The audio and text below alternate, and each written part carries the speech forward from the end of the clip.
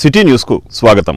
అంతటా హాట్ టాపిక్గా మారిన రేషన్ బియ్యం మాయం కేసులో A6గా మాజీ మంత్రి పేర్ని నానిని పోలీసులు చేర్చారు. అంతటా హాట్ టాపిక్గా మారిన రేషన్ బియ్యం మాయం కేసులో A6గా మాజీ మంత్రి పేర్ని నాని పేరును పోలీసులు తాజాగా చేర్చారు.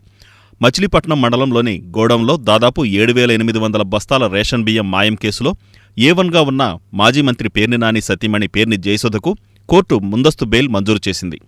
ఇంకా A2 మానసతేజతో పాటు civil supplies assistant manager Kotireddy, rice miller Borra Anjaneyulu, lorry driver Botla మంగారావులను మచిలీపట్నం రూరల్ పోలీసులు ఇప్పటికే అరెస్టు చేశారు.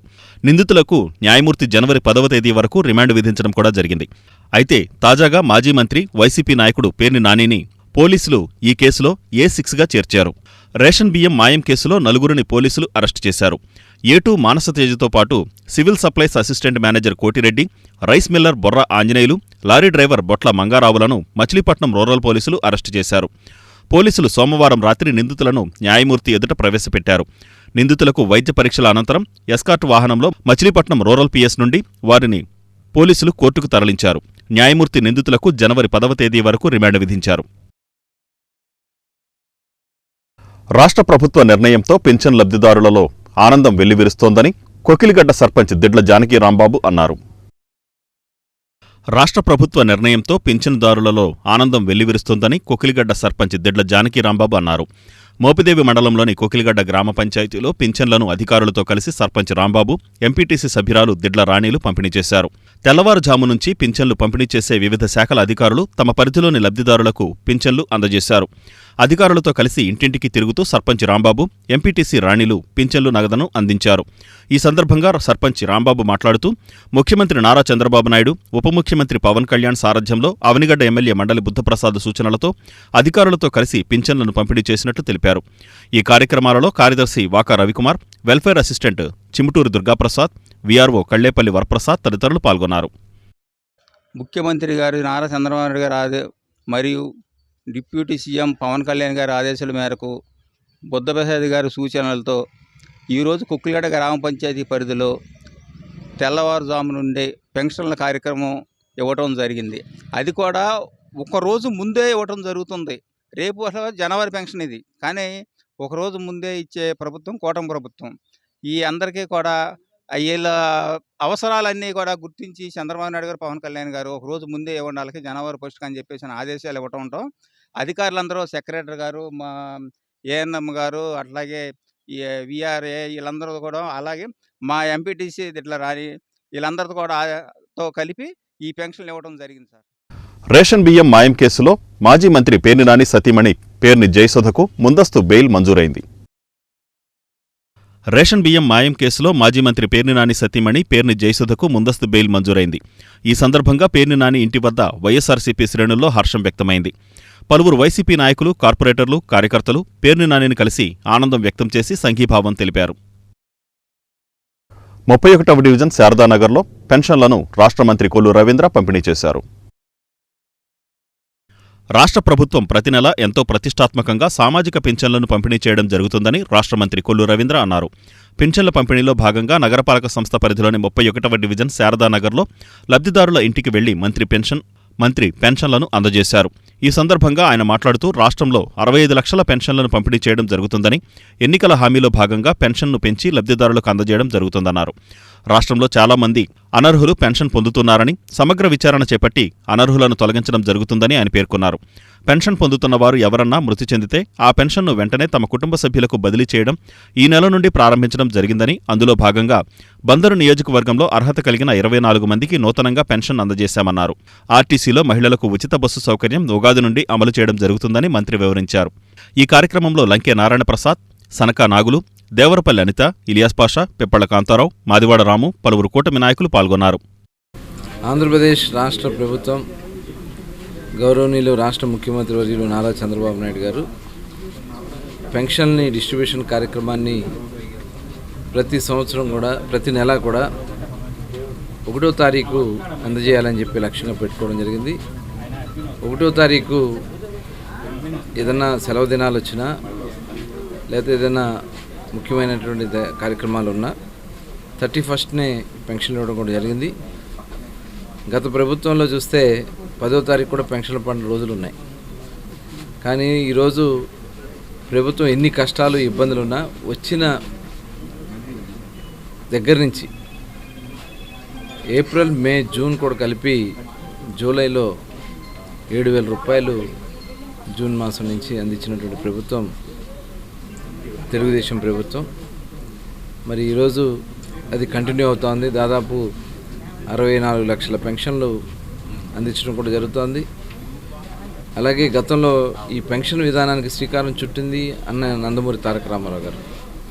35 రూపాయలతో ప్రారంభమైనటువంటి పెన్షన్లు 75 రూపాయలు అవడం, తర్వాత 200 రూపాయల వరకు చాలా కాలం ఉన్న ఫస్ట్ టైం దాన్ని 2,000 రూపాయలు చేసింది నారా చంద్రబాబు నాయుడు గారు. 2014-19 సంవత్సరంలో మరి ఆ రోజు 200 పెన్షన్ని 2,000 రూపాయలు చేయటం, మళ్ళీ 2019 తర్వాత ప్రభుత్వం వచ్చిన వెంటనే మీకు 3,000 రూపాయలు చేస్తామని ఆ రోజు చెప్పిన జగన్మోహన్ రెడ్డి మాయ మాటలు నమ్మి ఆ రోజు ప్రజలు ఓట్లేస్తే నేను పెంచుతానని చెప్పానా, దశల వారీగా పెంచుతానని చెప్పి 5 సంవత్సరాల పాటు 200 చొప్పున అవి కూడా సక్రమంగా వచ్చే కాదు. కానీ ఇవాళ 64 లక్షల మంది పెన్షన్దారులకి 4,000 రూపాయలు వితంతు పెన్షన్లు, వృద్ధాప్య పెన్షన్లు 4,000 రూపాయలు ఇవ్వడం, వికలాంగులకి 6,000 రూపాయలు ఇవ్వడం, అదేవిధంగా డయాలసిస్ పేషెంట్స్ ఉంటే 10,000 రూపాయలు ఇవ్వడం, పూర్తిగా బెడ్ రిడన్ అయిపోయి పనులు చేసుకునే వాళ్ళు ఉంటే వాళ్ళకి 15,000 రూపాయలు ఇవ్వడం. ఇవాళ ప్రభుత్వం ఇన్ని కార్యక్రమాలు అమలు చేస్తూ ఉంది.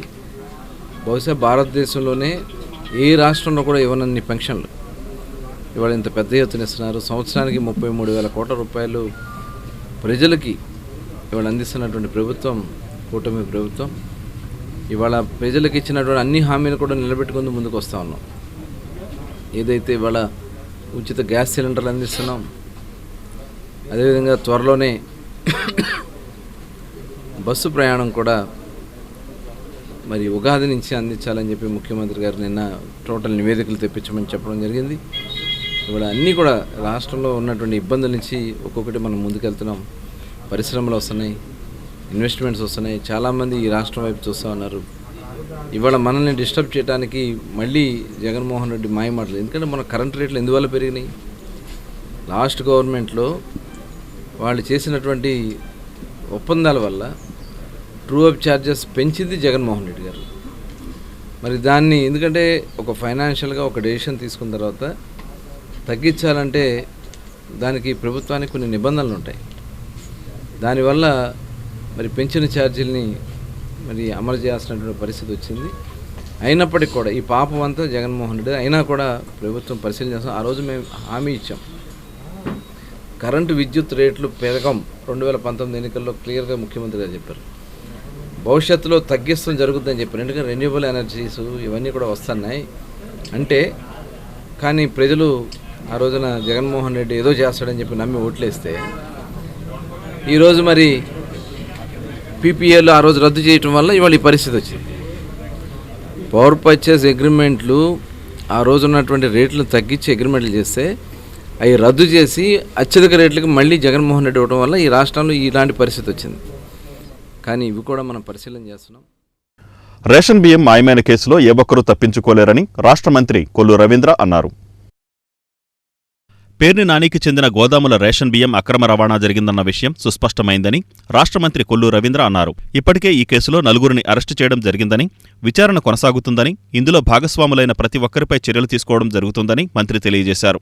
పేదల బియ్యాన్ని అక్రమంగా తరలించి వాటి ద్వారా లబ్ధి పొందిన పేర్ని నాని నీతి వాక్యాలు చెబితే వినే స్థితిలో ప్రజలు లేరని ఆయన స్పష్టం చేశారు. బియ్యం మాయం చేసిన కేసులో ఏ ఒక్కరూ తప్పించుకోలేరని ఆయన అన్నారు. ఈ కేసులో అధికారుల పాత్ర కూడా ఉందని, వారిపైన కూడా విచారణ జరుగుతుందని, అంతిమ లబ్ధిదారుడు మాత్రం పేర్ని నానినే అని ఆయన పేర్కొన్నారు. బియ్యం దొంగలు పక్కగా ఓపెన్గా దొరికారు. ఎవరు దొంగతనం చేశారన్నది క్లారిటీగా ఇవాళ ఎంక్వైరీలో మొత్తం కూడా బయటకు వస్తుంది. నిన్న ఎస్పీ గారు కూడా చెప్పడం జరిగింది. మాజీ మంత్రి పేర్ని నాని గారు వాళ్ళ భార్య మీద గోడౌన్స్ కట్టించి వాళ్ళ భార్య పేద మీద ఉన్నటువంటి గోడౌన్స్ నుంచి అక్రమంగా ప్రభుత్వానికి సంబంధించినటువంటి ప్రభుత్వం అక్కడ కాపలాదారుడిగా వాళ్ళకి అప్పచెప్పడం జరిగింది. పేదలకిచ్చే మరి ఏదైతే బియ్యం పథకం స్కీమ్ కింద అందించాల్సినటువంటి బియ్యాన్ని కూడా అమ్మేసుకున్నారని చెప్పి టోటల్ ఇవాళ బహిర్గతంగా బయటకు వచ్చాయి. సిగ్గు లేకుండా ఇంకా బొంకుతా ఉన్నారు, పండగలు చేసుకుంటా ఉన్నారు. బియ్యాలు దొంగతనం చేసి బియ్యం కేసులో అడ్డంగా బుక్ అయ్యి ఇంకేదో బెయిల్ వచ్చింది, ఆవేది వచ్చింది, ఇది వచ్చిందని చెప్పి ఏంటో స్వీట్లు పంచుకుంటున్నారట. నేను నిన్న చూసా, పేరు నాని గారు వెళ్ళి గోడౌన్స్ దగ్గర అమాయకులు బెదిరిస్తూ ఉన్నాడు ఆయన. ఏంటి బెదిరింపు రాజకీయాలు? వాళ్ళ కడుపు కొట్టింది నువ్వు, వాళ్ళకి వెళ్ళాల్సినటువంటి బియ్యాన్ని నువ్వు తరలించుకున్నావు నీ గోడౌన్స్కి. ఇవాళ వాళ్ళ దగ్గరికి వెళ్ళి పైగా నువ్వు బెదిరిస్తున్నావా? ఈ బెదిరింపులు ఎక్కువ కాలం సాగవు. ఇవాళ మీరు క్లియర్గా దొరికారు, మీ దగ్గర మేనేజర్ని దాచావు, ఇవాళ పోలీసులు మేనేజర్ని తీసుకొచ్చారు. ఎవడైతే కేసు పెట్టాడో వాడే ఒక దొంగ. అలాగే అక్కడ ఉన్నటువంటి ఒక డ్రైవర్ మంగారావు, అట్లాగే ఒక వ్యక్తి మిల్లు ఓనరు, అక్కడి నుంచి మీరు బియ్యాలన్నీ కూడా కాకినాడకు తరలిచ్చారు. వాళ్ళ దగ్గర నుంచి వచ్చినటువంటి డబ్బులు మీకు సంబంధించిన వాళ్ళ అకౌంట్లో డబ్బులు పడినాయి. ఇదంతా ఏంటి? పైకేమో నీతి కబుర్లు చేసేయన్నీ ఏదో సామెతలు ఉన్నాయి కదా. ఇవాళ నీతి కబుర్లు చెప్పడం కాదు, ఆచరించి చూపిస్తేనే అది అవుతుంది.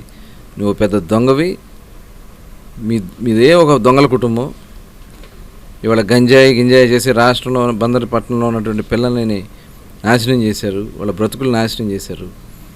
ఇవాళ ఇవన్నీ కూడా బయటపడిన తర్వాత ఇప్పుడు వెళ్ళి బెదిరింపు కార్యక్రమాలు చేస్తున్నారు. దీని మీద కూడా ఖచ్చితంగా మేము యాక్షన్ తీసుకోవడం జరుగుతుంది. ఎవ్వరూ తప్పించుకోలేరు. మొత్తం టోటల్ ఇదంతా ఎవరెవరు దీంట్లో ఇన్వాల్వ్ అయినారో ఒక్కళ్ళు కూడా తప్పించుకోలేరు. బినామీలతో సహా అందరూ బయటకు వస్తారు. ఈ వార్తలు ఇంతటితో సమాప్తం. నమస్కారం.